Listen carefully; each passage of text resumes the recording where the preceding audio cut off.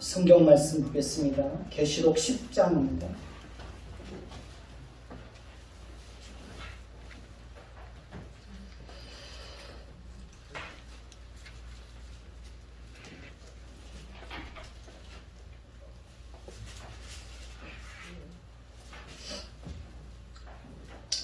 계시록 10장 1절부터 11절까지 돌아가면서 읽도록 하겠습니다. 내가 또 보니 힘센 다른 천사가 구름을 입고 하늘에서 내려오는데 그 머리 위에 무지개가 있고 그 얼굴은 해 같고 그 발은 불기둥 같으며 그 손에는 펴놓은 작은 두루마리를 들고 그 오른발은 바다를 밟고 왼발은 땅을 밟고 사자가 부르짖는 것 같이 큰 소리로 외치니 그가 외칠 때에 7 우레가 그 소리를 내어 말하더라. 7 우레가 말을 할 때에 내가 기록하려고 하더라. 곧 들으니 하늘에서 소리가 나서 말하기를 7 우레가 말한 것을 기록하지 말라 하더라.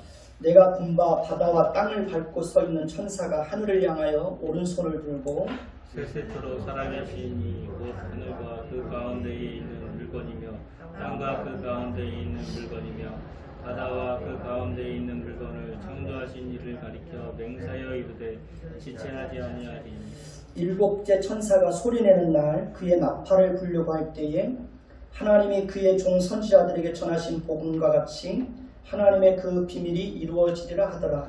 하늘에서 나서 내게 들리던 음성이 또 내게 말하여 이르되 내가 가서 바다와 땅을 밟고 서 있는 천사의 손에 펴놓인 두루마리를 가지라 하기로. 내가 천사에게 나아가 작은 두루마리를 달라 한즉 천사가 이르되 갖다 먹어버리라. 내 배에는 쓰나 내 입에는 꿀같이 달리라 하거늘. 내가 천사의 손에서 작은 두루마리를 갖다 먹어버리니 내 입에는 풀같이 달아 먹은 후에 내 배에는 쓰게 되더라. 그가 내게 말하기를 내가 많은 백성과 나라와 방언과 임금에게 다시 예언하여야 하리라 하더라. 아멘. 우리는 지난주에 5번째 나팔 재앙과 6번째 나팔 재앙에 대해서 살펴보았습니다. 5번째 나팔 재앙은 악한 영들에 의해서 사람들에게 어두움의 재앙이 임하고 괴롭힘을 당하는 것입니다. 어두움의 재앙은 사람들의 눈에 진리가 가리워지는 겁니다. 하나님의 말씀이 그들의 눈에 가리워져서 보지 못하게 되는 것입니다. 그러니까 진리가 가리워지기 때문에 사람들은 눈을 뜨고 있지만 진리를 보지 못하고 들어도 듣지 못하고 또 깨닫지 못하는 것입니다. 사람들이 하나님을 알지 못하고 온갖 불의를 행하면서 사는 것도 그들의 눈에 하나님의 말씀이 가리워져 있기 때문에 그러는 것입니다. 하나님을 바르게 알면 절대로 인생을 가볍게 살지 못하죠. 하나님을 바르게 알면 인생을 절대로 함부로 살지 못합니다. 6번째 나팔 재앙은 악한 영들이 사람들을 죽음과 파멸로 몰아가는 것입니다. 악한 영들은 인간의 마음속에 있는 부패하고 타락한 본성을 자극해서 온갖 불의와 음란과 살인과 마약과 자살 충동을 일으키게 하여 각종 비참함과 고통과 사망에 이르게 합니다. 그럼에도 불구하고 사람들은 여전히 자신들의 손으로 행한 일을 회개하지 않습니다. 잘못된 길에서 돌이키지 않습니다. 각종 우상에게 절을 합니다. 살인과 음행과 도둑질을 회개하지 않습니다. 지난주에도 말씀을 드렸듯이 그들이 온갖 종류의 재앙이 임하는 것을 보면서도 여전히 잘못된 길에서 돌이키지 않고 회개하지 않는 것은 그들에게는 회개의 은혜가 주어지지 않았기 때문에 그렇습니다. 그러니까 하나님으로부터 선택받지 못한 사람들에게는 회개의 은혜가 주어지지 않습니다. 사실은 이것은 무서운 재앙이고 심판이고 저주입니다. 그러니까 하나님이 그들이 어떻게 살아가든 내버려 두는 겁니다. 내버려 두는 것은 절대로 복이 아니죠. 하나님은 오직 창세전에 그리스도 예수 안에서 하나님의 자녀로 선택한 자들에게만 회개하고 돌이킬 수 있는 기회를 주십니다. 그러니까 하나님은 저와 여러분들에게는 회개의 은혜를 베풀어 주신 것입니다. 그러니까 우리도 하나님으로부터 선택받지 못했다면 여전히 하나님을 떠나서 하나님을 대적하고 마음에 하나님 두기를 싫어하고 하나님을 미워하고 하나님과 반대되는 그런 인생을 살고 있었을 것입니다.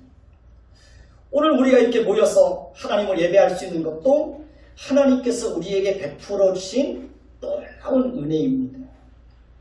그러니까 하나님께서 아무 조건 없이 우리를 선택해 주시고 하나님의 자녀로 삼아 주시고 하나님을 섬기도록 그런 은혜를 준 겁니다. 우리는 그 은혜가 참으로 귀하고 놀라운 것인 줄 알아서 하나님을 성실하게 섬기는 사람들이 되어야 합니다.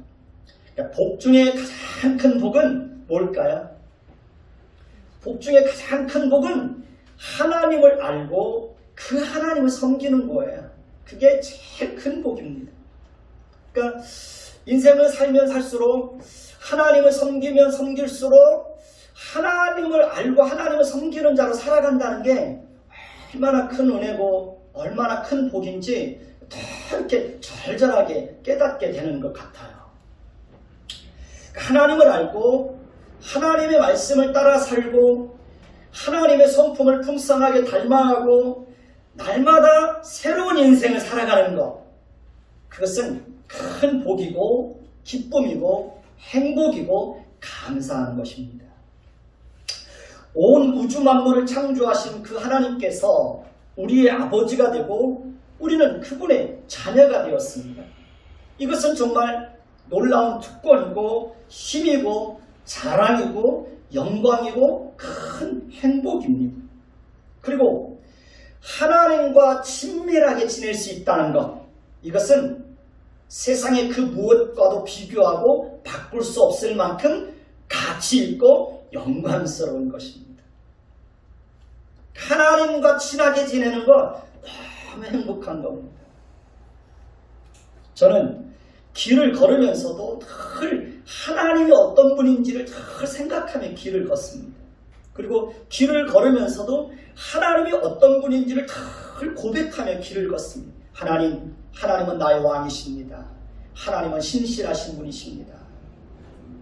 하나님은 나의 피난처이십니다. 길을 걸으면서도 나에게 하나님이 어떤 분인지를 끊임없이 고백하면서 길을 걷습니다. 제가 전 형편과 사정을 하나도 숨김없이 길을 걸으면서 하나님 앞에 고백합니다. 그러니까 하나님과 항상 동행하며 사는 것은 이것은 아무나 누릴 수 있는 특권이 아닙니다. 이것은 하나님의 자녀들, 특히 하나님이 어떤 분인지를 깊이 아는 자들만이 누릴 수 있는 행복인 것입니다. 저는 여러분들이 그렇게 살았으면 좋겠습니다. 기왕 하나님을 섬기는 거, 하나님이 어떤 분인지를 알고 또 그 하나님을 바르게 섬기면서 그 하나님을 섬기는 자가 어떤 행복과 기쁨과 영광을 누리면서 사는지를 여러분들이 이 땅에서도 풍성하게 경험하면서 그렇게 살았으면 좋겠습니다. 그 속에 진정한 행복과 기쁨과 위로와 소망과 감사와 평안이 있습니다. 세상에 주는 기쁨과 행복은 잠시 잠깐 오면 금방 사라집니다. 그러나 하나님이 주시는 행복과 기쁨과 평안은 영원한 것입니다. 하나님과 친밀하게 지내고 하나님을 가까이 하면 가까이 할수록 우리는 점점 더 하나님의 거룩한 성품을 닮아가게 됩니다. 하나님의 성품을 풍성하게 닮아가는 것만큼 우리의 삶이 달라지는 겁니다. 가정도 변합니다. 사람과의 관계도 변합니다. 우리 그리스도인들에게 최고의 영광은 뭘까요? 여러분들이 하나님을 섬기면서 여러분 자신들에게 최고의 영광이 뭐라고 생각합니까? 하나님을 섬기는 자들이 누릴 수 있는 최고의 영광은 하나님의 성품을 풍성하게 닮아가는 겁니다. 사실 하나님께서 우리에게 진정으로 원하는 것은 우리가 하나님의 성품을 이 땅에서 풍성하게 닮아가는 겁니다.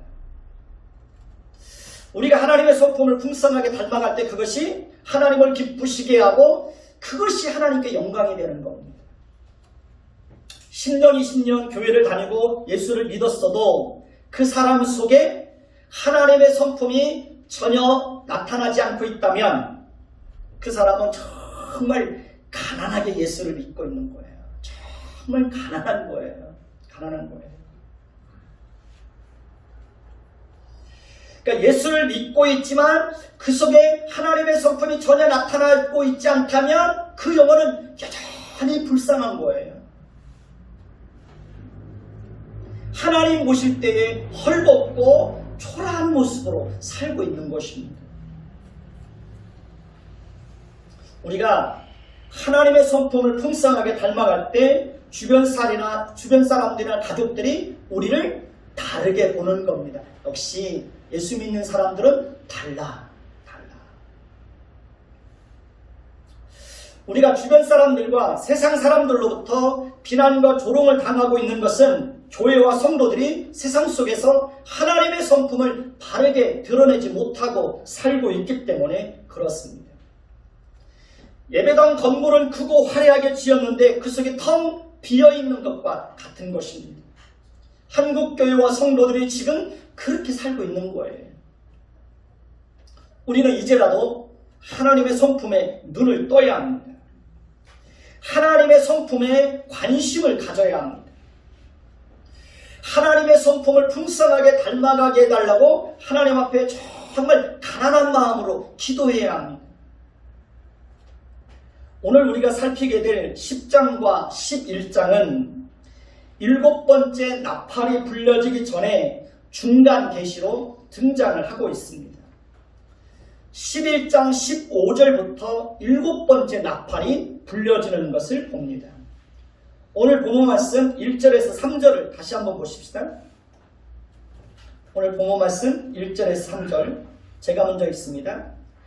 내가 또 보니 힘센 다른 천사가 구름을 입고 하늘에서 내려오는데 그 머리 위에 무지개가 있고 그 얼굴은 해 같고 그 발은 불기둥 같으며 그 손에는 펴놓이 작은 두루마리를 들고 그 오른발은 바다를 밟고 왼발은 땅을 밟고 사자가 부르짖는 것 같이 큰 소리로 외치니 그가 외칠 때에 7 우레가 그 소리를 내어 말하더라. 자, 1절을 보면 눈으로 확인하면서 따라오셔야 됩니다. 1절에 보면 요한은 환상을 통해서 힘센 다른 천사가 무엇을 입고 구름을 입고 어디에서 내려와요? 하늘에서 내려오는데 그 머리에는 뭐가 있어요? 무지개가 있고 얼굴은 해 같고 그 발은 불기둥 같은 모습을 보았다고 말하고 있습니다. 이 말씀에 보면 마치 천사에게 그리스도에게만 돌려졌던 영광의 내용이 동일하게 돌려지고 있는 것을 볼 수 있습니다. 그래서 힘센 천사를 그리스도로 그렇게 보는 견해도 있습니다. 그러나 요한계시록에서는 예수 그리스도를 천사라고 표현한 적이 없습니다. 그렇기 때문에 힘센 천사를 예수 그리스도라라고 직접 말하는 것은 조금 무리가 있습니다. 여기서 힘센 천사가 예수 그리스도를 상징하는 것은 맞습니다. 예수 그리스도에 대한 묘사와 일치하는 것도 맞습니다. 본문에는 힘센 다른 천사가 구름을 입고 있다고 말하고 있습니다. 구약 성경에서 구름은 하나님의 임재와 영광과 심판과 구원을 묘사하기도 합니다. 광야 시대의 이스라엘 백성들에게 있어서 구름은 하나님의 보호를 나타내는 것입니다. 하나님께서 그들과 언제나 함께 하신다는 것을 구름을 통해서 하나님께서 보여주신 것입니다. 여기서 예수 그리스도로 상징되는 힘센 천사가 구름을 입고 하늘에서 내려오는 것을 내려오고 있다고 하는 것은 하나님께서 하나님의 백성으로 선택하시고 회개의 은혜가 주어진 자들을 하나님께서 어떻게 보호하시고 그들과 어떻게 함께 하실 것을 상징적으로 보여주고 있는 것입니다. 그리고 천사가 구름을 입고 하늘에서 내려오는데 그 머리 위에 뭐가 있다고 했어요? 무지개가 있다고 했습니다. 성경에서 무지개는 하나님의 영광의 현현을 상징하기도 합니다. 하나님은 노아시대 때 홍수로 세상을 심판하신 후에 다시는 물로 세상을 심판하지 않겠다고 약속하시고 그 약속의 증표로 뭘 주셨습니까? 무지개를 주셨습니다. 따라서 무지개는 하나님의 약속과 구원과 하나님의 신실하심과 오래 참으심과 하나님의 긍휼과 하나님의 그 구원이 그 무지개 속에 다 담겨져 있는 겁니다. 이것은 하나님께서 하나님의 백성들과의 약속을 성실하게 지키실 것을 상징적으로 보여주는 겁니다. 그러니까 하나님께서 홍수의 심판으로부터 노아와 그의 가족들을 구원하신 것처럼 하나님의 백성들을 끝까지 구원해 주실 것을 보여주고 있습니다. 그러니까 하나님께서 하나님의 백성들에게 끊임없이 오래 참고 긍휼과 자비를 베풀어 주실 것을 이렇게 무지개를 상징으로 해서 보여주고 있는 겁니다. 하나님께서 그렇게 하시는 것은 우리가 어떤 존재인지를 잘 알기 때문에 그렇습니다. 하나님은 우리가 전적으로 무능하고 전적으로 부패하고 전적으로 타락한 존재라는 것을 하나님은 잘 알고 있습니다. 하나님은 우리가 태어날 때부터 부패하고 타락한 본성을 가지고 태어난다는 것을 잘 알고 있습니다. 하나님은 우리가 죄밖에 지을 줄 모르고 죄밖에 생각할 줄 모르는 그런 존재라는 것을 너무나 잘 알고 있습니다. 단지 차이가 있다면 우리는 하나님으로부터 선택받은 하나님의 자녀라는 사실입니다. 그 외에는 우리가 세상 사람들과 본질적으로 다른 것이 있습니까? 없습니까? 본질적으로 다른 게 없어요. 선택받았느냐 선택받지 않았느냐 그 차이가 있을 뿐이지 우리도 세상 사람들과 전혀 다르지 않습니다. 부패한 본성을 가지고 살아갑니다. 그러니까 하나님께서 우리를 선택하시고 하나님의 자녀로 삼아주신 것은 우리가 의롭고 착하고 선하고 무엇인가 다른 조건이 있어서가 아닙니다. 그러니까 우리가 세상 사람들과 달리 조금 똑똑하고 잘나서 스스로 예수 믿기로 결심하고 선택해서 예수를 믿게 된 것이 절대 아닙니다. 하나님의 절대적인 주권과 하나님의 전적인 은혜로 우리가 예수를 믿게 된 거예요. 그러니까 하나님이 우리를 선택하셨기 때문에 세상 속에서 하나님이 우리를 불러내시고 믿음을 은혜로 선물로 주셔서 예수를 믿게 한 거예요. 그러니까 내가 믿은 게 아니에요. 하나님은 우리를 하나님의 자녀로 삼아주신 이후에도 우리가 얼마나 자주 시험에 들고 자주 넘어지고 실망하고 하나님께 원망하고 불평하고 죄에 빠지고 불신앙 속에 거하게 될 것을 너무나 잘 알고 있습니다. 그럼에도 불구하고 하나님은 우리에게 허락하신 구원을 절대로 취소하지 않는다는 것입니다. 우리를 내버려 두지 않습니다. 우리를 외면하거나 모른 척하지 않습니다. 그러니까 우리는 신실하지 않아도 하나님은 언제나 신실하십니다. 하나님은 우리가 잘못된 길을 갈 때에도 끊임없이 우리에게 회개의 은혜를 주셔서 잘못된 길에서 끊임없이 돌이키게 하십니다. 하나님은 때로 우리가 잘못된 길을 고집스럽게 가면 때로 진노의 심판을 내리실 수 있습니다. 그럼에도 불구하고 하나님께서는 긍휼을 베풀어 주셔서 하나님이 베푸시는 그 진노의 심판도 넉넉하게 감당하게 하십니다. 그러니까 하나님은 진노의 심판보다도 더 큰 긍휼을 베풀어 주세요. 그래서 잘못된 길에서 돌이키게 하는 거예요. 하나님은 자기 백성이 환난을 당하면 내버려 두는 것이 아니라 그 환난 속에서 하나님을 더 가까이 하게 합니다. 하나님을 의지하고 하나님께 부르짖게 합니다. 하나님은 자기 백성이 고통을 당하면 그 고통을 통해서 더 단련하시고 더 거룩하고 성숙한 자리에 이르도록 그의 삶을 그렇게 이끌어 가십니다. 코로나 이후에 하나님께서 저에게 베풀어 주신 큰 은혜는 이전보다 더 가난한 마음으로 하나님을 찾고 하나님을 가까이 하고 하나님께 부르짖게 하였다는 것입니다. 그래서 여러 달 동안 교회 의자에서 쪽잠을 자며 하나님께 부르짖었던 거예요. 코로나 이후에 예배를 마음껏 드릴 수가 없고 여러 가지 힘든 일들로 인해서 마음이 얼마나 힘들고 고통스러웠는지 모릅니다. 그러나 어느 순간부터는 정말 세상이 줄 수 없는 그런 평안이 제 마음속에 찾아오기 시작했습니다. 그리고 제 마음속에 큰 평안이 임했고 그 코로나가 계속되는 상황 속에서도 끊임없이 하나님께 감사의 고백을 하게 하셨습니다. 때를 따라 하나님께서 도우시는 풍성한 은혜도 있었습니다. 그리고 그 코로나 이후에 힘들고 어려운 상황들을 하나님께서 베푸시는 그 은혜로 견디게 하셨습니다. 모든 것이 하나님의 은혜죠. 물론 앞으로도 가야 될 길이 멀고 험하다는 것을 잘 알고 있습니다. 저는 매일 4시간 이상 기도하고 있습니다.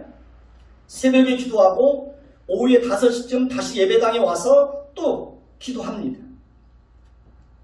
이것은 제가 저의 경건을 드러내고 자랑하기 위해서 드리는 말씀이 아닙니다. 하나님께서 저에게 베풀어 주신 은혜를 여러분들에게 말씀드리는 겁니다. 하나님께서 저로 하여금 힘들고 어려울 때 좌절과 절망과 낙심에 빠지지 않도록 하기 위해서 하나님이 끊임없이 하나님을 찾고 또 하나님을 찾고 하나님께 부르짖고 또 하나님께 부르짖도록 제 삶을 그렇게 끌어주신 것입니다. 아무리 힘들고 어려워도 기도하면 살 수 있습니다. 우리 옆 사람에게 딱 말해보십시다. 아무리 힘들고 어려워도 기도하면 살 수 있다. 아무리 힘들고 어려워도 기도하면 살 수 있는 거예요. 그러니까 기도하면 하나님이 길을 열어가시는 거예요. 하나님은 광야에도 길을 내시고 사막에도 강을 내시는 분입니다. 하나님은 바다 한가운데도 길을 만드시는 분입니다. 하나님은 우리의 생각 안에서만 일하시는 것이 아니라 우리의 생각 밖에서 일하십니다. 하나님은 우리 한계 안에서만 일하시는 것이 아니라 우리 한계를 훨씬 더 뛰어넘어서 하나님은 일하십니다. 하나님은 보이지 않는 가운데서도 일하십니다. 하나님은 우리가 느끼지 못하고 보지 못할 때도 하나님은 여전히 우리를 위해서 쉬지 않고 일을 하십니다. 하나님은 일을 작정하시고 일을 만들어 가시는 분입니다. 그 하나님께서 우리에게 분명하게 말씀하셨죠. 너는 내게 부르짖으라. 내가 내게 응답하겠고 내가 알지 못하는 크고 은밀한 일을 내게 보이리라. 환난 날에 나를 부르라. 내가 너를 건지리니 내가 나를 어떻게 하리라? 영화롭게 하리라. 우리가 기도하면 하나님은 일을 만들어 가시는 거예요. 그렇기 때문에 우리는 기도해야 되는 겁니다. 환난의 때를 만났을 때 하나님께서 그 사람에게 부르짖을 수 있는 은혜를 주시면 그는 분명히 환난에서 벗어날 수 있고 길을 여시고 길을 만들어 가시는 하나님을 깊이 경험할 수 있습니다. 기도는 우리의 의지와 노력과 결심만으로 하는 것이 아닙니다. 기도는 하나님의 은혜로 하는 거예요. 하나님이 그 사람에게 은혜를 줄 때 비로소 기도할 마음을 품게 되고 하나님이 그 사람에게 은혜를 줄 때 그가 비로소 하나님께 기도할 수 있는 거예요. 저는 평생 하나님 앞에 기도의 사람으로 살고 싶은 간절한 열망이 있습니다. 그래서 평생 하나님 앞에 기도의 사람이라고 하는 그런 인정을 받고 싶은 거예요. 그러기 위해서 저는 끊임없이 하나님 앞에 기도해요. 길을 걸으면서도 기도하고. 그러니까 하나님은 저에게 그런 은혜를 주는 거예요. 그런 은혜를. 제가 지난번에도 말씀을 드렸지만요.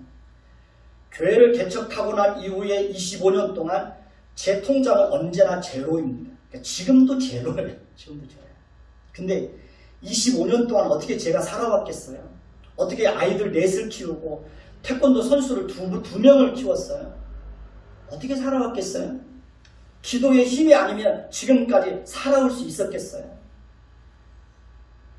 제가 요즘 생각해 보니까 왜 하나님은 언제나 제 통장을 제로로 만들어 놓으실까? 생각해 보니까 하나님은 그런 제로의 상태에서 끝없이 하나님만 의지하게 하는 거예요. 너에게 힘이 되어 주실 분은 하나님밖에 없어. 어떤 네가 가진 어떤 소유를 힘으로 삼지 말고 하나님만을 힘으로 삼고 그렇게 인생을 살게 하시기 위해서 하나님은 늘 저의 상태를 늘 제로로 만들어 놓으시는 것 같아요. 그거에 불만 없어요. 그리고 감사해요. 제로의 상태에서 끝없이 하나님을 의지하고 하나님을 바라보고 그런 가운데서 하나님께서 베푸시고 하나님께서 공급해 주신 그 은혜의 힘으로 하루하루를 살아갈 수 있다는 게 저는 감사해요. 그래서 저는 하나님께 불만 없어요. 제로여도 감사해요. 제로여도 감사해요. 제로면 못 살 것 같죠? 아무것도 가진 것이 없으면 살 수 없을 것 같죠? 그래도 살아내요. 제가 그 증인이잖아요. 무에서 유를 창조하시는 하나님, 아무것도 없는 가운데서도 하나님을 늘 창조하시는 거예요. 코로나 이후에도 하나님께서 저희 가정에 많은 은혜를 주셨어요. 그래서 숨쉬고 살아온 거예요. 그것이 어디에 있겠어요? 기도의 힘이죠. 기도의 힘이죠. 하나님께서 왜 그렇게 우리에게 끊임없이 은혜를 베풀어 주시는 것일까요? 그 이유는 너무나 단순해요. 하나님께서 우리를 하나님의 자녀로 선택해 주셨기 때문에 하나님께서 끝까지 우리의 손을 놓지 않고 있는 겁니다. 무지개가 바로 그런 것을 상징적으로 보여주고 있는 겁니다. 그리고 힘센 다른 천사의 얼굴은 뭐 같다고 말하고 있습니까? 해 같다고 말하고 있습니다. 계시록 1장 16절을 보시면 그 얼굴은 해가 힘있게 비치는 것 같더라고 말씀하고 있습니다. 이것은 주권자이며 심판자이신 예수 그리스도의 이엄과 영광과 권능을 나타내고 있는 겁니다. 천사의 모습을 예수님의 모습과 동일하게 묘사하고 있습니다. 그리고 천사의 발은 뭐와 같다고 말하고 있습니까? 불기둥 같다고 말하고 있습니다. 계시록 1장 15절을 보면 그의 발은 풀무불에 단련한 빛난 주석 같다고 말하고 있습니다. 예수 그리스도의 발이 풀무불에 단련한 빛난 주석 같다고 하는 것은 예수 그리스도에게 심판권이 있다는 것을 보여주는 거예요. 예수님에게는 모든 악을 이기고 그들을 밟으실 만한 능력과 심판권이 있음을 알려주고 있습니다. 여기서도 천사의 모습을 예수님과 동일하게 묘사하고 있습니다. 오늘 말씀 2절을 보십시오. 2절을 보면 천사의 손에 펴놓인 작은 두루마리를 들고 그 오른발은 어디를 밟고? 바다를 밟고 왼발은 땅을 밟고 있다고 말하고 있습니다. 바다와 땅은 세상 전체를 상징합니다. 이것은 그의 존재가 세상을 장악하고 다스리는 존재라는 것을 보여주고 있습니다. 그렇기 때문에 힘센 다른 천사는 예수 그리스도라고 분명하게 말할 수 없지만 예수 그리스도의 속성을 그대로 드러내고 있는 천사임에는 틀림이 없습니다. 그러니까 하나님께서 힘센 다른 천사를 통해서 예수님의 속성을 상징적으로 보여주고 있는 겁니다. 그리고 그 예수님께서 회개의 은혜가 주어진 자들을 끝까지 지키시고 보호해 주시고 구원을 완성해 주실 것을 분명하게 보여주고 있습니다.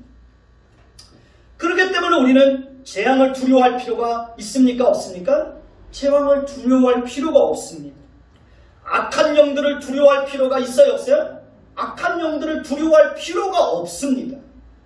악한 영들을 통해서 임하는 재앙은 입맞지 않은 자, 하나님에 의해서 선택받지 못한 자들에게 임하는 것이지 하나님의 백성들에게 임하는 재앙은 아니에요. 하나님이 허락지 않으시면 악한 영들은 하나님의 백성들의 머리털 끝 하나라도 건드리지 못해요. 그래서 우리는 재앙을 두려워할 필요가 없어요. 온 세상을 장악하고 다스리시는 하나님께서 끝까지 우리를 지키시고 보호해 주실 것입니다. 2절에서 천사의 손에 펴놓인 작은 두루마리 책에 대해서 5장에서 예수님이 성부 하나님으로부터 받은 책과 동일한 것인지 아닌지 다른 것인지에 대한 논쟁이 있습니다. 그러니까 작은 두루마리를 들고 있는 대상이 다르기 때문에 다른 책이라고 보는 분들도 있습니다. 그러나 우리는 그리스도께서 성부로부터 받았던 두루마리와 오늘 본문에 나오는 작은 두루마리가 같은 성격과 내용과 권위를 가지고 있는 책으로 보는 것이 전체 문맥상 더 합당합니다. 더 자연스럽습니다. 그러니까 오늘 말씀에 나오는 힘센 다른 천사는 예수님은 아니지만 예수님의 속성과 일하심을 그대로 보여주고 있습니다. 그렇기 때문에 천사의 손에 들려져 있는 이 책을 동일한 책으로 보는 것이 합당합니다. 오늘 말씀 3절을 보시면 힘센 다른 천사가 손에 펴놓인 작은 책을 들고 포효하는 사자같이 큰 소리로 부르짖었다고 말하고 있습니다. 그리고 그 천사가 외칠 때에 7 우레가 그 소리를 내어 말하더라고 하고 있습니다. 힘센 천사가 큰 소리로 부르짖었다고 하는 것은 하나님의 심판을 대행하는 천사에게 큰 권력과 위엄과 무시무시한 힘이 있음을 알려주고 하나님에 대한 경외심을 갖도록 하기 위해서입니다. 오늘 말씀 4절을 보십시오. 4절을 눈으로 잘 따라와 주시기 바랍니다. 4절을 보면 7 우레가 말할 때에 요한이 기록하려고 하다가 곧 들으니 하늘에서 소리가 나서 말하기를 7 우레가 말하는 것을 임봉하고 기록하지 말라고 하는 음성을 듣게 되었다고 말하고 있습니다. 우리는 하나님께서 요한으로 하여금 7 우레가 말하는 것을 기록하지 말라고 하셨기 때문에 우리는 그 내용을 정확히 알 수 있을까요? 없을까요? 알 수 없습니다. 그러니까 계시록에서 우레가 하나님의 심판인 것은, 심판의 상징인 것은 분명한데 그 심판의 내용이 무엇인지는 알 길이 없어요. 알 길이 없어요. 하나님의 비밀로 감추어 두신 것을 억지로 풀려고 하면 그 또한 교만이 되는 것입니다. 어떤 목사님이 이 말씀의 이 심판의 내용이 무엇인지를 알려고 이틀 동안 논문을 다 살펴보았는데도 알 수가 없었대요. 하나님이 알려주지 않는 걸 어떻게 알 수 있겠어요? 자, 오늘 말씀 5절에서 6절을 보십시다.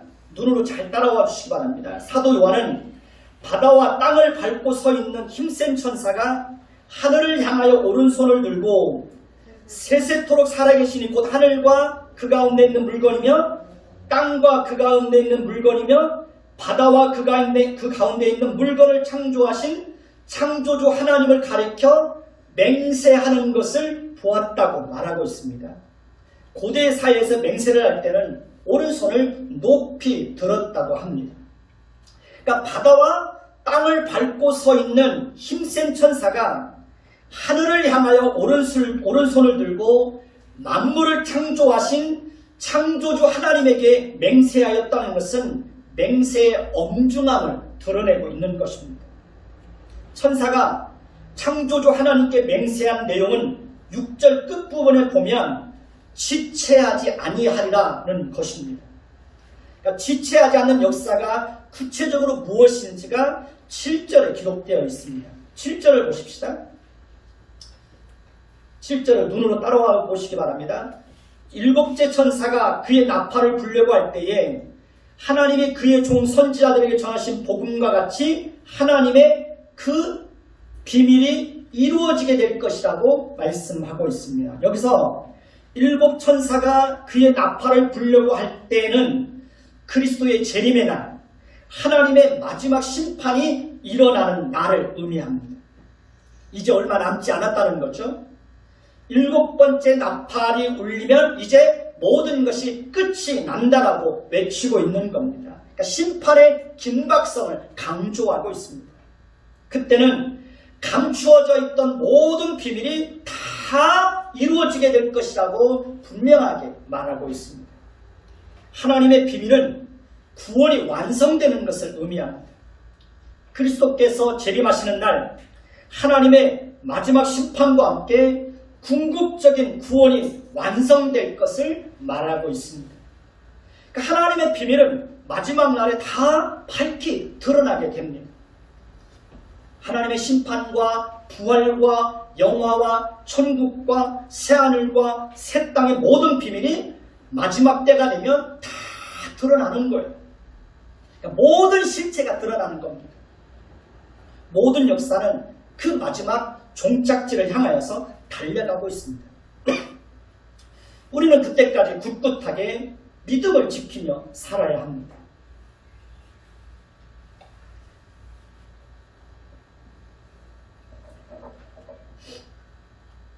그러니까 하나님이 우리를 부르시는 그 마지막 순간까지 하나님을 성실하게 섬기며 살아야 됩니다. 늘 깨어 있어야 됩니다. 하나님을 섬기는 일에 게으르고 나태하고 안일하면 될까요? 안 될까요? 그러면 안 되는 겁니다. 하나님께서 개인의 종말과 역사의 종말의 때를 비밀에 감추어 두신 것은 항상 깨어 있도록 하시기 위해서입니다. 8절에 보면 요한은 하늘에서 나는 음성을 듣게 되었다고 말합니다. 요한에게 들려진 음성은 뭡니까? 8절을 보십시오. 잘 보십시오. 바다와 땅을 밟고 서 있는 천사의 손에 펴놓인 뭘 가지라고요? 두루마지를 가지라고 말하고 있습니다. 9절을 보면 요한은 하나님의 음성을 듣고 천사에게 나아가 작은 두루마리를 달라고 하는 것을 봅니다. 초원 천사는 요한에게 뭐라고 말합니까? 갖다 먹어버리라. 내 배에는 쓰나 내 입에는 꿀같이 달리라. 10절을 보십시오. 10절을 보면 요한은 천사의 손에서 작은 두루마리를 갖다 먹어버리니 입에는 뭐같이 달아요? 꿀같이 달아. 먹은 후에 내 배에는 쓰게 되었다라고 고백하고 있습니다. 에스겔 3장 3절을 보면 에스겔도 하나님이 그의 입에 말씀을 먹여주셨을 때 그 말씀이 입에서 달기가 꿀 같더라고 그런 고백을 합니다. 시편 119편 103절을 보면 다윗도 주의 말씀의 맛이 내게 어찌 그리 단지요 내 입에 꿀보다 더 다니다 라고 고백하는 것을 볼 수 있습니다. 우리가 하나님의 말씀을 듣고 깨닫게 되면 하나님의 말씀이 우리의 입에 뭐처럼 달게 느껴집니까? 꿀처럼 달게 느껴집니다. 여러분 그런 경험 하셨습니까? 하나님의 말씀이 정말 막 꿀처럼 달아요. 꿀처럼. 그래서 더 알고 싶고 더 배우고 싶고 더 공부하고 싶고. 그래서 저도 청년 때 누가 성경 공부 가르쳐주는 사람도 없는데 기독교 백화점에 가가지고 성경 공부 교재를 사다가 밤마다 성경 구절을 막 기록하면서 혼자 막 성경 공부를 했던 적이 있어요. 하나님의 말씀이 내 입에 꿀처럼 단 거예요. 하나님의 말씀 속에 모든 지혜가 다 담겨져 있어요. 하나님의 말씀에 우리 인생의 답이 들어있어요. 하나님의 말씀을 알면 우리 원수들보다 우리가 더 지혜롭게 돼요. 하나님의 말씀을 알면 스승보다 더 지혜로운 사람이 돼요. 하나님의 말씀을 알면 노인보다 더 명철하고 노인들보다 더 분별력을 갖게 돼요. 하나님의 말씀은 우리에게 그런 지혜를 가져다 주는 거예요. 하나님의 말씀을 알면 정말 가치 있는 인생을 살 수 있습니다. 하나님의 말씀을 알고 하나님께서 우리에게 가르쳐 주시는 그런 가정의 질서를 따라서 가정을 이루면 정말 행복한 가정을 이룰 수 있어요. 하나님의 말씀을 알면 하나님이 어떤 분인지 우리가 그 하나님의 존재에 대해서 분명하게 깨달을 수 있어요. 하나님의 말씀을 알면 구원의 비밀을 알 수 있습니다. 창조의 비밀을 알 수 있습니다. 근데 문제는 사람들이 하나님의 말씀을 읽고 듣고 배우는 일에 관심이 없다는 거예요. 우리는 하나님의 말씀을 아는 것만큼 하나님을 알 수 있고 하나님을 아는 것만큼 우리의 인생을 바르게 살아갈 수 있습니다. 하나님의 말씀을 아는 것만큼 생각도 깊어지고 하나님의 말씀을 아는 것만큼 지혜를 가질 수 있는 거예요. 그리고 편할 수 있는 거예요. 며칠 전에 우연히 그 개그맨이었던 조혜련 씨의 간증을 듣게 되었습니다. 조혜련이가 그 이혼을 하고 난 이후에 새로운 남편을 만났는데 그 남편이 3대째 믿음의 가정에서 태어난 사람입니다. 그래서 그 남편을 만나서 이제 예수를 믿게 된 거예요. 그 남편으로 인해서. 근데 자기가 예수를 믿고 났는데 자기 남편을 잘 관찰해 보니까 성경을 안 읽더래요. 3대째 믿음의 가정에서 태어났는데 성경을 읽는 것을 못 봤대요. 그래서 조혜린 씨가 그렇게 얘기했대요. 자기 남편한테 여보 우리 덮어놓고 믿지 말고 열어놓고 믿자. 열어놓고 믿자. 대부분의 사람들이 얼마나 믿음이 좋은지 다 덮어놓고 믿어요. 성경을 읽는 일에 관심이 없어요. 그래서 지금은 조혜련 씨하고 그 남편하고 성경을 열심히 읽고 조혜련 씨가 예수를 믿고 난 이후에 자기가 너무 오랫동안 하나님을 모르고 살았던 것이 너무 죄송해가지고 성경을 부지런히 읽는다는 거예요. 다른 사람들에게 하나님의 말씀을 좀 더 쉽게 가르쳐주고 싶어서 신학대학원까지 갔다는 거예요. 우리에게 그런 열정이 있어야 되지 않나요? 너무 덮어놓고 믿고 있는 거 아니에요? 하루에 성경 한 장 읽는 것도 어렵고 일주일 내내 성경 한 장도 읽지 못하고 살 때가 얼마나 많아요? 덮어놓고 믿는 사람이 믿음이 더 좋은 사람인가요? 열어놓고 바르게 알고 바르게 믿는 게 진짜 믿음 아닌가요? 그러니까 하나님의 말씀을 모르면 우리는 평생 무지와 어둠 속에서 살아갈 수밖에 없는 거예요. 그리고 사람은 절대로 재앙이나 심판이나 징계를 받는다고 해서 인생이 달라지지 않아요. 사람은 좋은 환경에서 자란다고 해서 훌륭한 사람이 되는 거 아닙니다. 사람은 교육을 많이 받는다고 해서 인격이 깊어지는 게 아닙니다. 사람은 오래 살고 경험을 많이 한다고 해서 지혜로워지고 더 분별력 있는 사람이 되는 것은 아닙니다. 조금은 유익하겠죠. 하나님의 말씀을 듣고 하나님께서 그 사람에게 회개의 은혜를 주시고 성령으로 말미암아 예수 안에서 새롭게 거듭날 때 그때 비로소 사람은 변하는 거예요. 하나님은 말씀을 통해서 우리에게 은혜를 주세요. 하나님은 말씀을 통해서 우리의 심령을 날마다 새롭게 변화시켜 갑니다. 하나님은 말씀을 통해서 우리를 거룩하게 하십니다. 그렇기 때문에 우리는 덮어놓고 믿는 것이 아니라 뭐 해야 돼요? 열어놓고 믿어야죠. 열어서 알아야죠. 모르면 하나님의 진리의 말씀이 그 눈에 가려져 있는 거예요. 가려져 있으니까 어둠 속에서 사는 거예요. 무지 속에서 사는 거예요. 하나님을 섬긴다고 하는데도 여전히 가난하게 사는 거예요.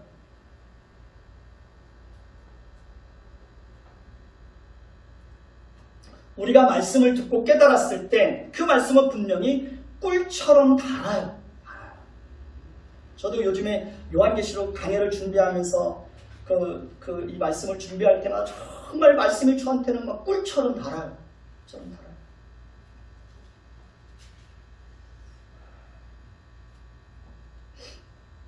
지난주에 저희 집사람이 요한계시록 설교를 들으면서 저한테 그런 얘기를 하더라고요. 계시록이 어렵고 딱딱하고 무서운 성경인 줄만 알았는데 계시록이 너무 쉽고 편하게 들려졌다는 거예요.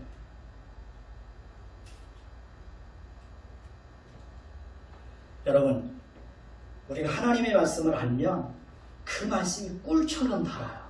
그런데 왜 배에는 쓰게 되었다고 말하고 있을까요? 그것은 우리가 말씀을 들을 때는 그 말씀이 깨달아질 때는 정말 꿀처럼 달아요. 그런데 실제로 그 말씀을 따라서 삶을 살아내는 것은 결코 쉽지 않다는 거예요. 용서할 수 없는 사람을 용서하는 거 어려워요. 사랑할 수 없는 사람을 사랑하는 것도 어렵습니다. 품을 수 없는 사람을 끝까지 품는 것도 쉽지 않아요. 내가 하나님을 섬기는 것 때문에 내가 손해봐야 될 일들이 많은데 그 손해보는 것도 참 어렵습니다. 참고 인내하는 것도 어려워요. 여러 가지 어렵고 힘든 일을 만났을 때 묵묵히 하나님을 의지하고 사는 것도 절대로 쉽지 않아요. 제가 아까 얘기했잖아요. 25년 동안 하나님은 제 통장을 언제나 제로로 놓으셨어요. 그 상황 속에서 끝없이 하나님을 바라보고 하루하루를 견뎌낸다는 게 얼마나 힘들고 어려웠는지 몰라요. 끝없이 갈등하고 말씀과 내 상황 속에서 어떤 그런 매어지지 않는 어떤 그런 공간 때문에 고민하고 어려워요. 어렵습니다. 많은 아픔이 있고 고통이 있습니다. 많이 참아야 됩니다. 하나님의 말씀을 지켜야 되는 것 때문에 많은 것을 포기해야 됩니다. 많은 것을 희생해야 됩니다. 때로는 모욕과 수치도 참고 견뎌내야 됩니다. 끊임없이 자존심을 내려놔야 됩니다. 하나님이 교회를 개척하고 나서 하나님이 저를 끊임없이 단련했던 게 뭐냐면 끊임없이 자존심을 내려놓게 하는 거예요. 끊임없이. 하나님 이번만큼은 제 자존심 좀 세워주세요. 근데 하나님은 그렇게 하지 않았어요. 끊임없이 자존심을 내려놓게 하는 거예요. 저도 강씨 집안에 태어난 사람이라 자존심 엄청 강한 사람이에요. 심지어 부모에게도 도와달라는 말을 하는 것을 굉장히 싫어하는 사람이에요. 누구한테 어렵다고 말하는 것에 대해서 자존심이 허락하지 않아서 말 못하는 사람이에요. 근데 하나님은 끊임없이 자존심을 내려놓게 하시고 어떤 때는 다른 사람한테 손 내밀어서 또 도움을 구하기도 하고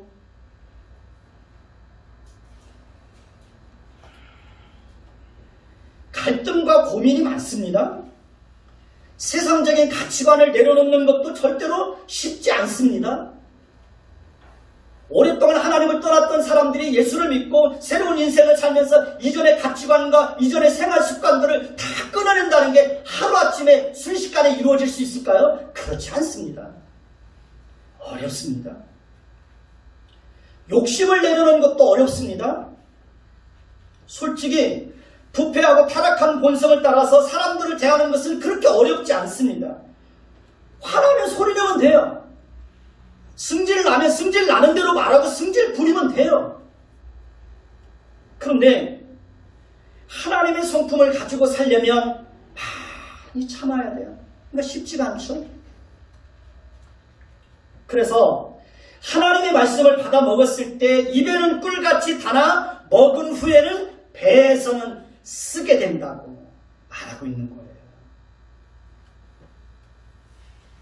하나님의 말씀을 따라 살아가는 것이 때로 힘들고 어렵고 고통스럽지만 그래도 묵묵히 그 길을 걸어갈 때 우리는 점점 하나님의 성품을 풍성하게 닮아가게 되는 거예요.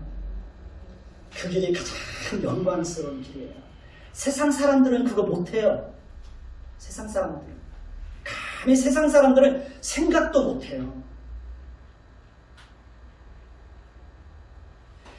힘들고 어려운 가운데서도 하나님의 말씀을 지키는 것이 고통스럽고 힘들어도 그 말씀을 따라서 성실하게 살아가며 그런 가운데서 내 성품이 어떤 제약된 성품들이 깎여주고 그렇게 다듬어져서 하나님의 성품을 풍성하게 닮아가는 것, 그것이 우리 인생을 가치 있게 만드는 거예요.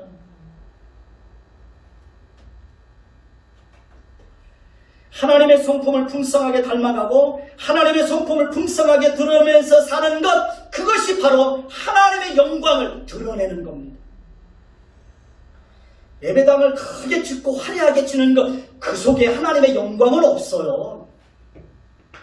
그건 하나님을 예배하기 위해서 필요한 건물이지 거기에는 하나님의 영광은 없어요.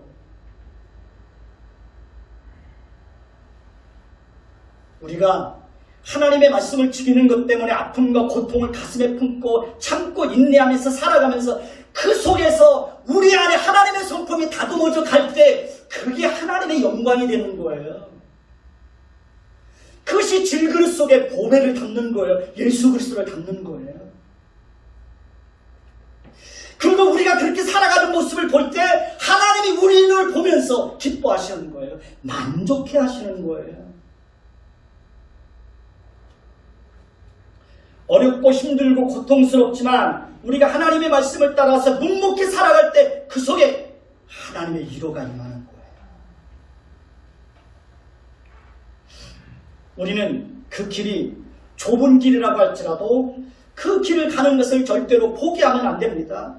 힘들고 어렵다고 해서 그 길을 가는 것을 포기하면 그 인생에 영광은 없어요. 칭찬도 상도 기쁨도 성숙함도 행복함도 없어요. 없습니다. 10장에서는 타락한 인간을 바꿀 수 있는 길은 오직 하나님의 은혜의 선물인 하나님의 말씀밖에 없다는 것을 분명하게 보여주고 있습니다.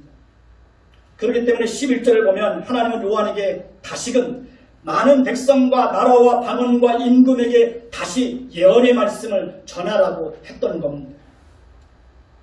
하나님의 말씀을 따라 살아가는 것은 정말 힘들고 어려운 것이 사실입니다. 사실이에요. 저도 많은 눈물을 흘리며 지독한 가난을 견디며 끊임없이 고민하고 갈등하며 오늘까지 살아온 겁니다. 하나님의 말씀을 따라 살아가는 길이 항상 행복하고 항상 평안하고 항상 기쁘고 항상 감사하고 망사형통하고 그렇지 않습니다. 솔직히 하나님의 말씀을 따라 살아가는 길은 어렵고 눈물이 없으면 그 길을 갈 수 없고 고통과 희생이 없으면 하나님의 말씀을 따라 살아갈 수가 없습니다. 저도 지금까지 살면서 하나님 앞에서 흘린 눈물이 많이 있습니다. 그럼에도 불구하고 저는 여러분에게 이 시간 여러분에게 말하는 거예요. 함께 그 길을 가자고. 힘들고 어려운 길이지만 함께 그 길을 함께 걸어가자고 여러분들에게 도전하는 거예요. 왜냐? 그 길은 가장 영광스러운 길이에요. 가장 영광스럽고 가장 복된 길이에요. 예수님이 가신 그 길이에요. 예수님이 가신 그 길을 힘들고 어려워도 따라간다는 것, 그게 가장 영광스러운 길이 아닌가요? 망하는 길을 가는 것이 아니라 내가 사는 길을 가는 거예요. 내가 불행해지는 길을 가는 것이 아니라 진정으로 나에게 행복을 주는 그 길을 가는 거예요. 그러니까 여러분들에게 도전하는 거예요. 그 길을 같이 가자고. 같이 가자. 우리는 서로 위로하고 격려하고 용기를 주고 넘어진 자가 있으면 일으켜주고 상심한 자가 있으면 붙들어주고 그러면서 함께 그 길을 가야 되는 겁니다. 절대로 우리가 가는 그 길에서 낙오자가 있으면 될까요? 안 될까요? 낙오자가 있으면 안 되는 거예요. 왜냐하면 그 길은 멸망으로 가는 길이에요. 예수 믿는 길은 좁은 길이에요. 좁은 길이에요. 그 좁은 길은 아무나 가는 게 아닙니다. 넓은 길은 많은 사람들이 가요. 좁은 길은 하나님의 은혜를 받는 사람만 갈 수 있어요. 갈 수 있어요. 근데 하나님의 은혜로 그 좁은 길을 가는데 가는 길이 힘들고 어려워도 그 속에 기쁨이 있어요. 감사가 있어요. 행복이 있어요. 영광이 있어요. 그 길을 더 가고 싶어요. 더 가고 싶어요. 그리고 그 길에서 늘 하나님을 만나고 싶어요. 여러분은 어떤 길을 가시겠습니까? 우리는 끝까지 예수의 이름을 붙잡고 살아야 됩니다. 그리고 천국에서 만나야 됩니다.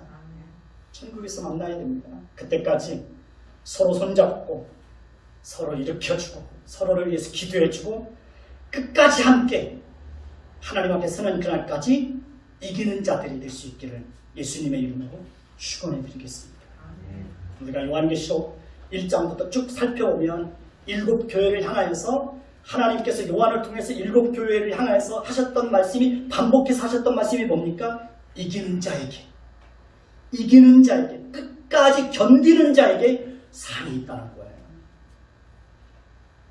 저와 여러분들은 모두가 다 이 땅에서 힘들고 어려워도 끝까지 이기는 자들이 될 수 있기를 예수님의 이름으로 축원해 드리겠습니다. 기도하겠습니다. 하나님 감사합니다. 하나님의 말씀이 우리의 입에는 꿀같이 달지만 실제로 그 말씀을 살아내는 것은 참 어렵습니다. 고통스럽습니다.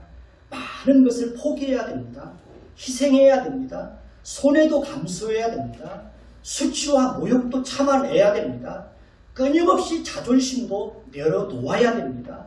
그런 것이 없이는 우리는 하나님의 말씀을 따라 살아갈 수 없습니다. 그러나 힘들고 어려워도 그 길을 따라서 가면 우리의 삶, 우리의 마음속에 하나님의 성품이 만들어집니다. 하나님은 우리를 그렇게 살게 하십니다. 우리가 이 땅에서 살아가는 동안 힘들고 어려운 길을 묵묵히 가는 그 과정을 잘 견디게 하셔서 우리 안에 하나님의 성품이 잘 다듬어지게 하시고 우리가 하나님 앞에 섰을 때 그 풍성한 하나님의 성품으로 하나님을 만날 수 있도록 은혜를 베풀어 주옵소서. 하나님 앞에 살면서 초라하고 가난하고 형편없는 사람으로 그렇게 살지 않도록 끊임없이 우리에게 은혜를 베풀어 주옵소서. 마지막까지 이기는 자들이 되게 하여 주옵소서. 예수 그리스도의 이름으로 감사하며 기도드립니다. 아멘.